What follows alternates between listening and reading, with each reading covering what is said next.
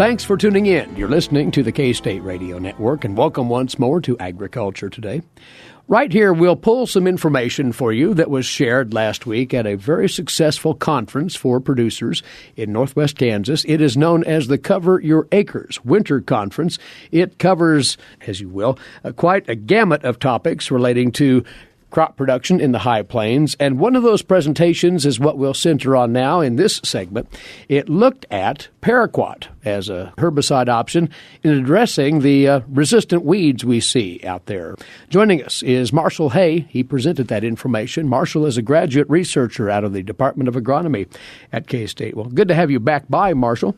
Paraquat is one of those options that's drawing more attention because of its potential for being a response to weed resistance, right? Absolutely, Eric. One of the biggest things I think producers need to understand about paraquat is that it's different from glyphosate. Glyphosate was very systemic, requires different application procedures, whereas paraquat is a contact-type herbicide. So we have to have more thorough coverage of those plants out there. Now, we know that pigweed and kochia are very susceptible to paraquat, but still, we want to get coverage of those weeds. So that involves selecting the right types of nozzles, using the appropriate carrier volume, as well as not spraying weeds when they're too big, plays into getting the best results with paraquat. And you brought up a couple of the prime examples. When we talk kochia and Palmer amaranth or pigweed, those are primary resistance challenges out there. Absolutely. Resistance is very widespread in our state. While there might be some places where glyphosate still works, by large, most of our populations are glyphosate resistant, and those are excellent candidates for paraquat either in fallow treatments or in burn downs prior to our summer crops.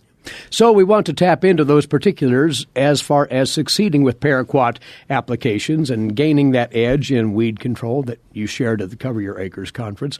One of those things that's key to all of this is nozzle selection. What did you pass along in particular there? Absolutely. So we've done a tremendous amount of work looking at what is the optimal droplet size for paraquat, especially with pigweed. And what our work showed is that we want to be using a medium to coarse droplet size. Now, when you hear that, you might say, well, coarse, that sounds pretty big. Actually, in the grand scheme of things, when we say medium to coarse, we're going off of the guidelines that you might see in a nozzle selection handbook, which actually a medium to coarse droplet is kind of a middle of the road that you might say. So our best advice to producers when getting ready to make that paraquat application, take a look at what nozzles you have on your sprayer, which pressure you're going to be running those nozzles at, and let's be targeting that medium to coarse range. That's going to give us the best efficacy as well as reduce the risk of drift happening.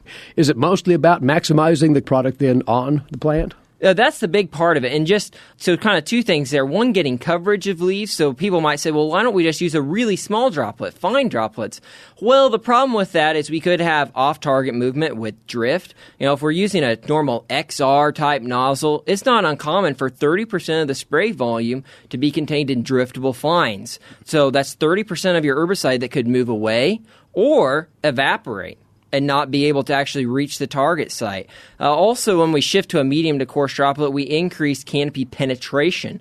A larger droplet has a better chance of actually penetrating through a thick canopy of pigweed or kochia to reach those lower buds. So, again, looking at nozzle selection, optimum pressure that will allow for that full contact, and along, again, the lines of drift control, you were interested in as well the impact of reduction agents? Yeah, so looking at ways to reduce drift, I think that we definitely should be looking at drift reduction agents. But the biggest thing that we need to understand is that selecting a drift reduction agent is more important than just checking the box and throwing one in the tank.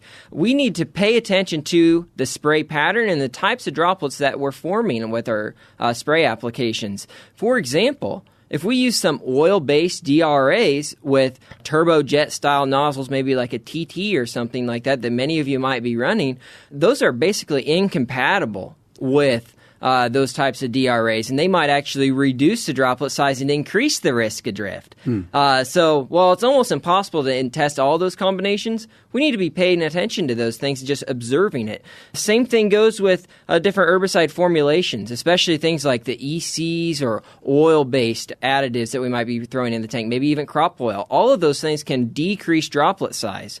So going back to that original medium to coarse droplet size that we're targeting, when we throw all these things into the tank, we might be closer to a fine droplet size than we realize. So we have to be cognizant of that and adjust our nozzles accordingly.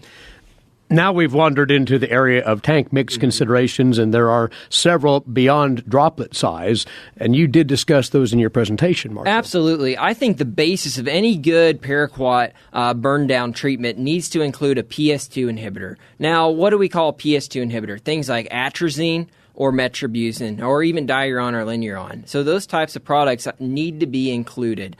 Now you say, well, I think that my population of pigweed or kochia might be atrazine resistant, and it very well could be. In our work, we showed that even on the atrazine resistant populations, those type of products still provided a synergistic effect with the paraquat. So they still should be included in those mixes. Another thing we talked about with tank mixes at the conference were ways to increase grass control with paraquat. Paraquat's inherently poor on grasses, be it large crabgrass or whatever you might be trying to control in addition to the pigweed or kochia.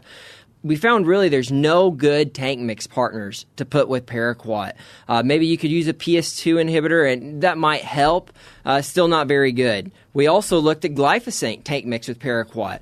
In fact, visiting with producers is kind of what started this experiment that we conducted in the field, where producers had some glyphosate sitting around. They were spraying paraquat. They knew glyphosate was good on grass, so why not tank mix the two?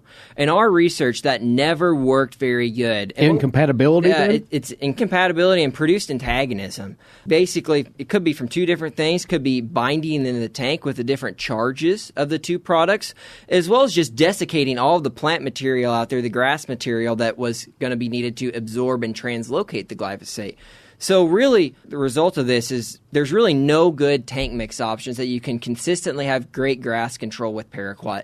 It's going to come down to a two-pass operation, unfortunately. And no one wants to hear that, but if you want to control the grass with paraquat consistently, that's what it's going to take. But again, in regard to the resistant broadleaf weeds, paraquat as a standalone would be fine. Absolutely. And that's what we want to look at. And I think we should always include a PS2 inhibitor. If you're going back to wheat or something like that, then rotational restrictions are going to take those out. But if it's a burn down before corn or sorghum, or maybe it's a fallow treatment earlier in the year, definitely include a PS2 inhibitor. And wouldn't hurt to include some crop oil with that either with those. With this reliance on paraquat for controlling palmer amaranth, kochia, and the like, though, the worry arises once again, Marshall, about going down the path that many went with glyphosate to the point of rendering paraquat ineffective at some point in time. So what about stewardship for paraquat? Absolutely, and that's something that I think we all need to think about is what does agriculture on the high plains look like without paraquat? And that's a pretty scary picture because it's one of our few effective herbicides today. A common misconception out there is that people think that we should be rotating herbicides. And actually, weed science has revealed that that's not as effective as tank mixing. And we use this term called tank mixing multiple effective sites of action. So I use the example of a producer I visited with in Wallace County who was spraying his kochia with glyphosate, atrazine, and dicamba. And he thought he was doing a good job because he had 3 sites of action in the tank. Well, go to look at it, and his kochia population was resistant to glyphosate and atrazine. So the dicamba was doing all the work. Even though he had 3 sites of action, only 1 was effective. So we need to find things to tank mix with paraquat. One of the best things that I think we should be tank mixing with paraquat should be maybe some of our PPO type herbicides, maybe some Sharpen, things like that, as well as our PS2 inhibitors. Maybe even looking at some of the oxalic type herbicides, things like 2,4-D have shown to provide an additive effect with paraquat. So there's more to the story with resistance management than just rotating. We need to think about tank mixing, especially things that are effective on our populations, in addition to all those wonderful integrated strategies like crop rotation and those kinds of things. Well, Marshall, all of this considered, paraquat has leaped to the front as far as a possible counteraction against this resistance problem to glyphosate, it sounds. Absolutely. So we have to still be cognizant, though, that while we can use paraquat to manage our resistant populations, it's not exempt. I'll take us back 10, 15 years ago before we had widespread glyphosate resistance. Think about a really popular herbicide, Glean, for example. At its introduction, it was probably one of the most effective herbicides we've known prior to glyphosate. And largely now, things became resistant to it. So then what did we do? We sprayed glyphosate. Now that doesn't work. Now we're spraying paraquat. We call it the herbicide resistance treadmill. And so Stepping back, looking at those integrated strategies, as well as finding ways to tank mix multiple effective sites of action to take the selection pressure off of paraquat, share it with something else, can greatly reduce the risk of selecting for resistant biotypes. Excellent. Once again, thanks for coming by, Marshall, and passing along notes from your presentation at Cover Your Acres Conference. We do appreciate it. Thank you, Eric. Marshall Hay from the Department of Agronomy at K-State, where he's a graduate researcher, and he talked of getting the most out of paraquat, rates, adjuvants, droplets, and more when addressing herbicide-resistant weeds, particularly those glyphosate-resistant weeds such as kochia and Palmer amaranth at the Cover Your Acres Conference in Northwest Kansas just this past week. And you're listening to Agriculture Today. We've more in a moment on the K-State Radio Network. Legal and financial concerns surround the day-to-day management of the agricultural industry. Producers, ag creditors, and USDA agencies rely on Kansas Agricultural Mediation Services. If you've received an adverse decision from the USDA or have an ag credit concern, call today 800-321-3276 or visit us online. Kansas Agricultural Mediation Services, exploring options, generating solutions.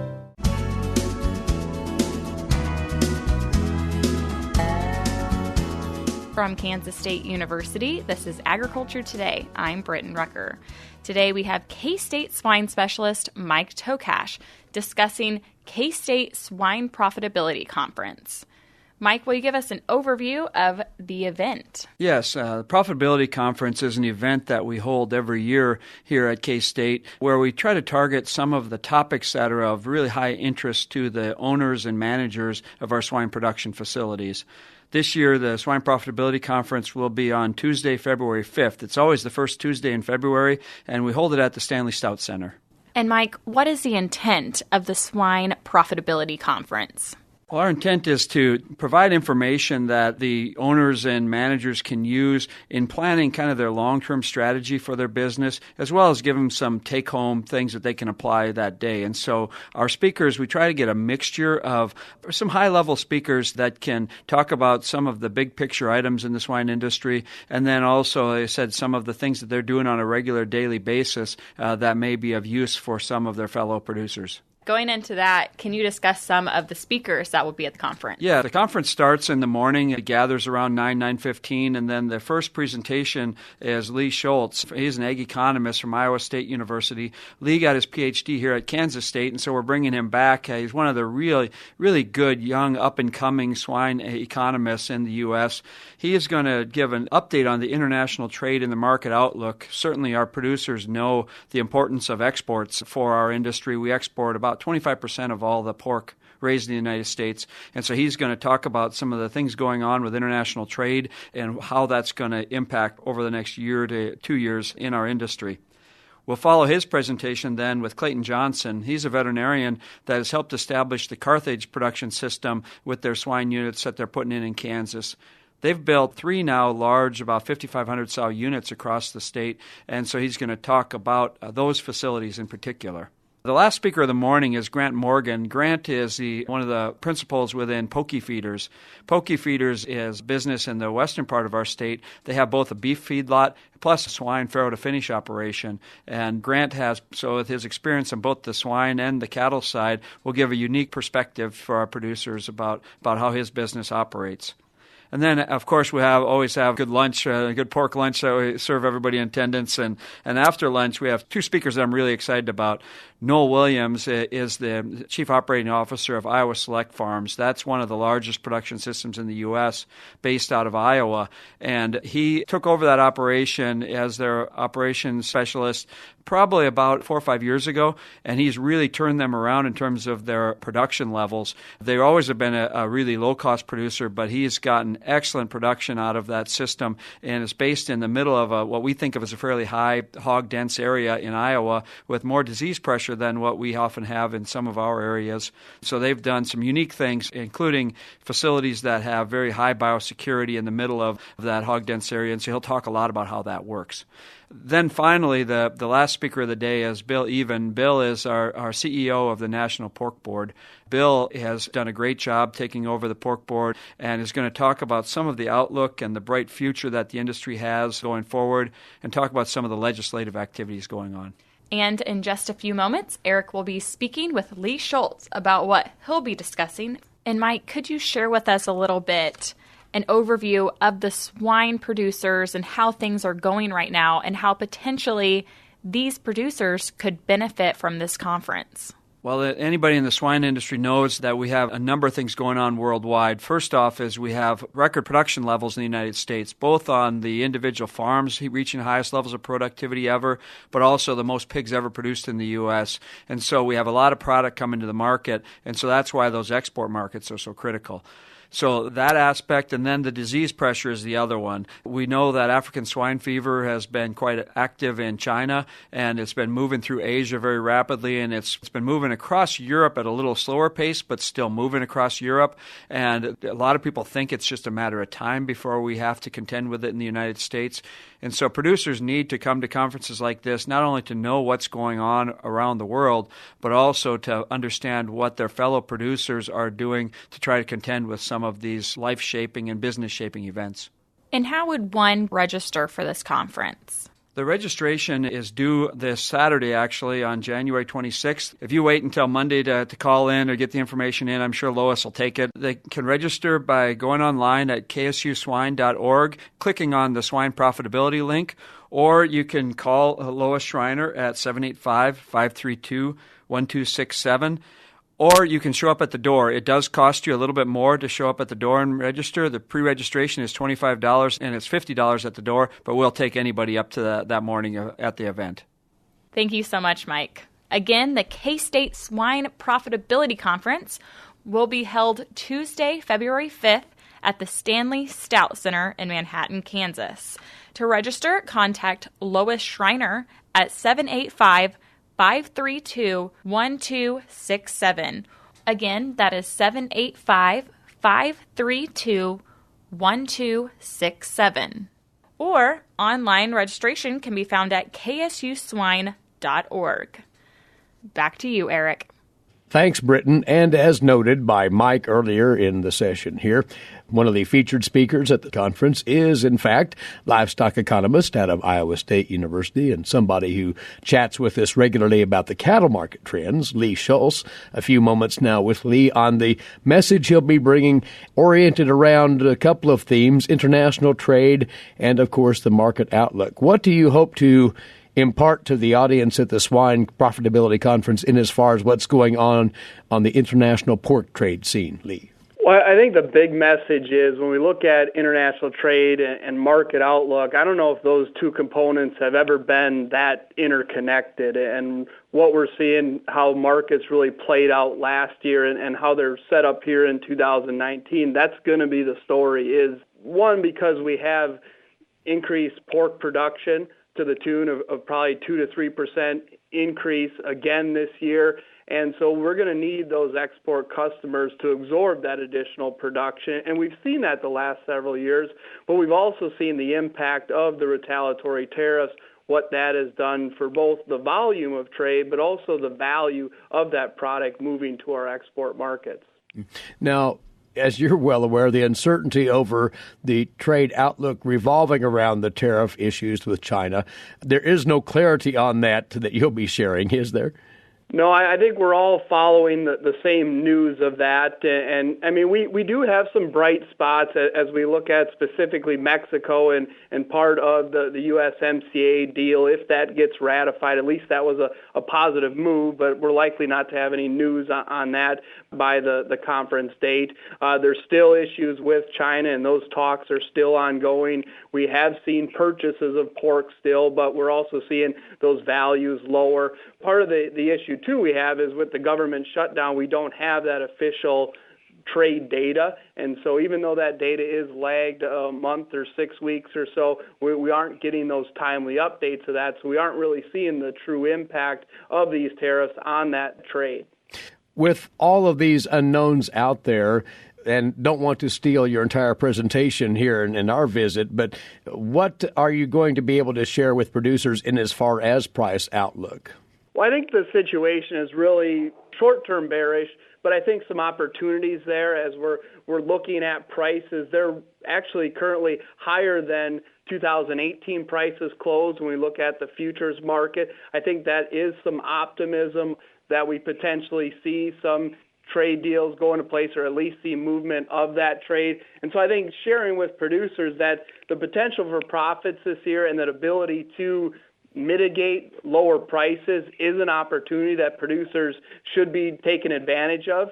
And I think also looking at the long-term picture of, I think we're pretty long-term bullish when we look at the pork market. There's been significant investment in the pork industry the last several years, and that does point to the profitability long-term. And so I think, it's sharing both that short-term story, because that's important for staying in business, but also the longer-term story to give us a sense of where will we make some further investments in the industry. And just as a final footnote here, we talk with frequency about international demand for pork. Domestic demand has held up very well, hasn't it? And that lends a bit of an underpinning to this trade. It has, and that's something not to forget, that really when we look across the whole red meat and poultry complex, we've seen very strong demand for those products, and pork being one of those significantly.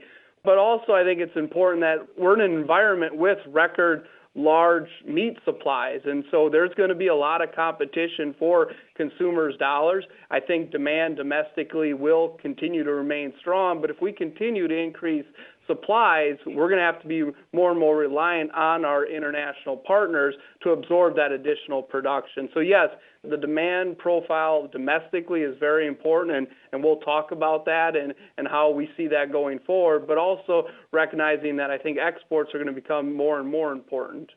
Very well, Lee, and we're looking forward to your presentation at the Swine Profitability Conference in just a little over a week from now. Appreciate your time. I'm looking forward to being in Manhattan. That's Lee Schulz, livestock economist, Iowa State University, again among the presenters at that conference. Tuesday, February the 5th, here on the K-State campus, the Stanley Stout Center. Go to ksuswine.org for more information. Agriculture Today is back in a few moments on the K-State Radio Network. Did you know every Kansas farmer feeds 128-plus people? Kansas farmers are hard workers, dependable, authentic, and sensitive. Not only do farmers put food on your table, but they put clothes on your back and fuel in your car. For more information about Kansas farmers, visit K-State Research and Extension online or stop by your local Extension office. This message has been brought to you by the K-State Animal Sciences Leadership Academy participants. We're back on Agriculture Today, coming to you from the campus of Kansas State University. Eric Atkinson here. Now in brief, today's agricultural news headlines, courtesy in part of DTN. Well, lifting of the steel and aluminum tariffs on Canada and Mexico is now being urged by a coalition of agriculture, manufacturing, and business groups who maintain that the tariff actions have created difficulties for the agricultural sector. That letter was addressed to Commerce Secretary Wilbur Ross and U.S. Trade Representative Robert Lighthizer. Among the groups signing it were the National Corn Growers Association, National Pork Producers Council, North American Meat Institute, U.S. Grains Council, and the U.S. Meat Export Federation. The U.S.-Mexico-Canada trade agreement benefits could fail to materialize if the metals tariffs stay in place. That's something that a Farm Foundation analysis warned about last year, says the letter. This coalition reiterated those concerns, writing, "For many farmers, ranchers, and manufacturers, the damage from the reciprocal trade actions in the steel dispute far outweighs any benefits that may accrue to those from USMCA. Last year, there was talk that the metals duties would be lifted on Canada and Mexico following a successful conclusion to the trade negotiations, but that did not prove to be the case. Meantime, lawmakers are pressing the administration to lift the duties, including new Senate Finance Committee Chairman Chuck Grassley. Upon taking the committee gavel, Grassley said he would use that perch to work towards approval of USMCA, but added that lingering tariffs on steel and aluminum imports from Canada and Mexico must be addressed. Also on the trade front, the European Union's exclusion of agriculture from its draft negotiating mandates for trade talks with the U.S. drew sharp criticism from the National Pork Producers Council. The U.S. included many agriculture and food issues in its own negotiating objectives released earlier this month. However, the European Commission left agriculture out of its mandates, quoting here, because of the sensitivity of the sector and the difficulty of finding agreement on geographical indicators and intellectual property, according to EU Trade Commissioner Cecilia Malmström. The EU decision to exclude agriculture did not come as a surprise following a meeting with U.S. Trade Representative Lighthizer earlier this month. Malmström tweeted that EU negotiators have been clear that they would not discuss agriculture during trade talks with the U.S. The omission of ag from the EU mandates did not sit well with the top U.S. pork group. Quoting here the NPPC President Jim Heimerl, "We are infuriated. The EU is one of the most protected markets in the world for a lot of agricultural products, including pork." He went on to say, "We are pleased that the Trump administration has been resolute in its demand that agriculture be included in the talks." And as difficult as 2018 was for the ethanol industry in the U.S., the biodiesel sector turned in one of its best years as companies improved their balance sheets despite operating without the biodiesel blender's credit. This is according to a new analysis by biofuels mergers and acquisitions specialist Ocean Park. Not only were profit margins good, but the biodiesel industry saw a record number of acquisitions in 2018, according to these analysts. There were 11 biodiesel plants acquired, totaling 425 million gallons in capacity. That far exceeds the second biggest year on record, 2016, when there were 7 acquisitions totaling 265 million gallons. According to this analysis written by Ocean Park Managing Director Bruce Comer, the biodiesel industry has positioned itself for growth in 2019 for a number of reasons. For 2018, the effects of the U.S. International Trade Commission's ruling against biodiesel imports from Argentina and Indonesia resulted in increased domestic demand and record profits, according to Ocean Park. In August of last year, operating margins, they say, were as high as 66 cents per gallon. That's the highest since November of 2013. As a result of this favorable operating environment, they say, many companies now have healthy balance sheets. Ocean Park expects an active mergers and acquisitions environment to continue as companies look for expansion opportunities. You are tuned in to Agriculture Today, and we're around now to this week's edition of the Kansas Soybean Update. And standing by with that, as always, is Greg Akagi. Greg?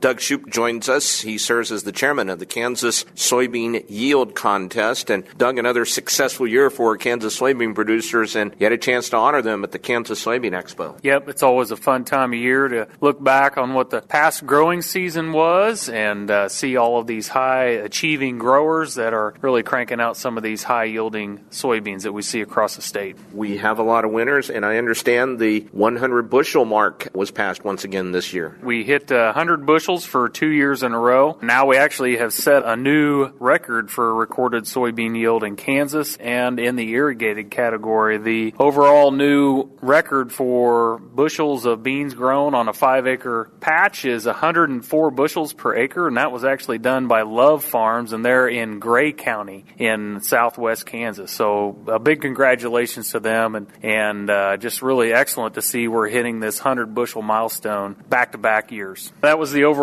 state winner, and of course Love Farms won the overall irrigated category in the state as well. We like to honor our overall dryland winner because that's a pretty big feat to do that on natural rainfall. This year our dryland winner came from the northeast part of the state, and that was Matt Geiger of Brown County. He came in with an average yield of 94 bushels per acre, which is excellent considering the kind of year we had with some extended drought during the summer. We only had 20 79 entries this year, but we were able to give out over $8,000 worth of prize money. In the southeast part of the state, the Timmons brothers came in with an average yield of 79 bushels per acre for a dry land yield. That was kind of the high number that came out of the southeast part of the state. The overall high winner for the north central part of the state was Ryan Stewart. He had an overall yield of over 80 bushels per acre on dry land, which is spectacular considering some of the conditions they saw up there. Now, the other thing that we can't forget about is the value contest as well. We like to highlight the extra special quality that comes from the soybeans that we grow here in Kansas, and so we do that by calculating how much protein and how much oil comes in from a sample from an individual grower. The overall winner for the value contest was Cole McCauley of Doniphan County, and he had an overall premium of over $1 per bushel gain just based on his oil and protein coming from the northeast part of the state. That is Doug Shoup, who serves as the chairman of the Kansas Soybean Yield and Value Contest, who joins us on the Kansas Soybean Update. It's brought to you by the Kansas Soybean Commission. Thanks, Greg. Greg Akagi there. We'd invite you to take advantage of our podcast and listen to Agriculture Today anytime at your choosing. To access that, go to agtoday.net. That's agtoday.net. And this is Agriculture Today. For 25 years, K-State Research and Extension's Kansas Agricultural Mediation Services has been providing a no-cost, confidential place to call in and visit with an agricultural lawyer. Our experts are available to help you producers handle legal and financial issues. Explore your options and generate solutions. Call us at 800-321-3276 or visit us online. Kansas Agricultural Mediation Services. Coming your way now on Agriculture Today, our weekly K-State horticulture segment. And for those of you who are already catalog shopping for planting vegetables or ornamentals as we get into the springtime, we've some information for you that will be of interest. Ward Upham is along with us once again, horticulturist, K-State Research and Extension. And what we're tapping into this time, Ward, is selections out of the All-American ratings of, in our case today, vegetables and ornamental flowers. But give us some background on this recognition program, if you would. So the All-America selections, they have trial gardens all across the United States where they have a number of different submissions they look at, and they choose those which do well nationally, but also regionally. And so there may be some that do not make it all the way across the nation, but are fine for a certain region. And what we'll talk about today are materials that will thrive quite well in Kansas. That's right. So almost all of these are national. There's one that's just regional, but it's our region. So, yeah, all of those that were mentioned today will do well for us. Well, let's start on the vegetable side. There is a pepper, there is a melon, and several tomatoes in this lineup, you say. That's right. So the melon is a little bit different than what we're used to. It's not a muskmelon. This is an Asian melon out of South Korea. It maybe look a little different than what you're used to. It's kind of a cream colored with some green markings, but it does have orange flesh. And that flesh is very, very sweet. And so it's kind of something that you may want to try just to have something different, but it is a high-quality melon. They aren't all that big. They're only about 5 inches oval, so it's kind of a personal-sized melon. And the name again was? Melon is called the Silver Wave Orange.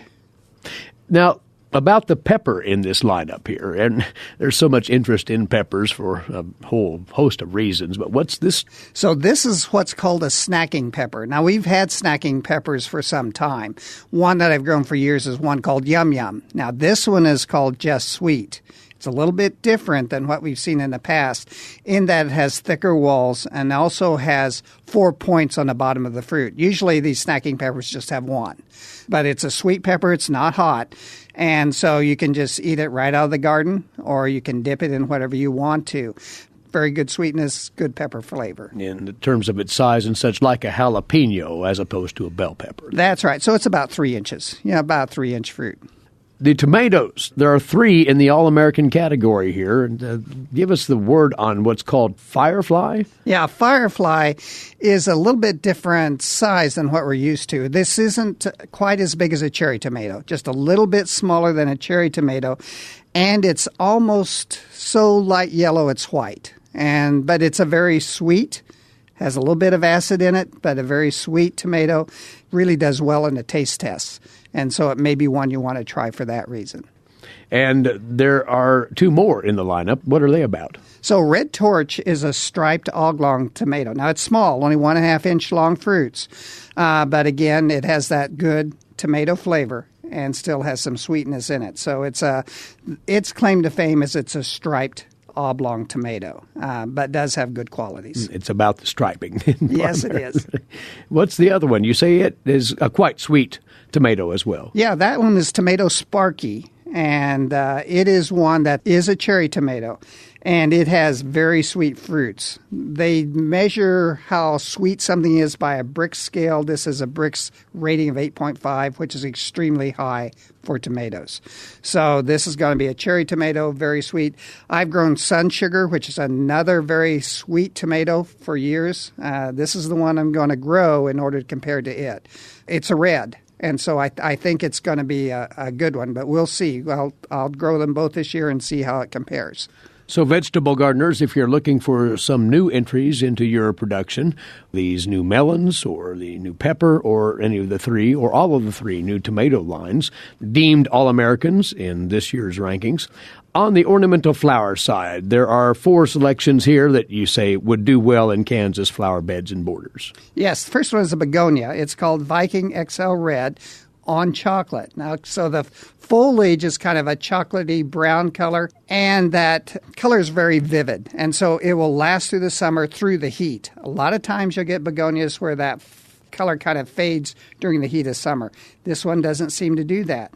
Also, the flowers are bright red. And so that contrast between the bright red flowers and that bronzy foliage really makes an attractive plant. So this would do well probably in partial shade, maybe in full sun. In Kansas, it's a little bit iffy sometimes because we have such strong summer sun, but it should do really good in partial shade. Right. So again, that's a new begonia.